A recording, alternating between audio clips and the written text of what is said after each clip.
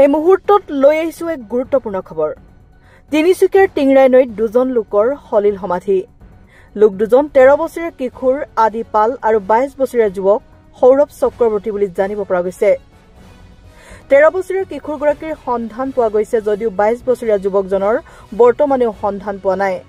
ঘটনাস্থলীত বৰডুবি আৰু নপুখুৰীৰ আৰক্ষী উপস্থিত হোৱাৰ লগতে SDRFৰ অভিযান বৰ্তমানেও অব্যাহত আছে।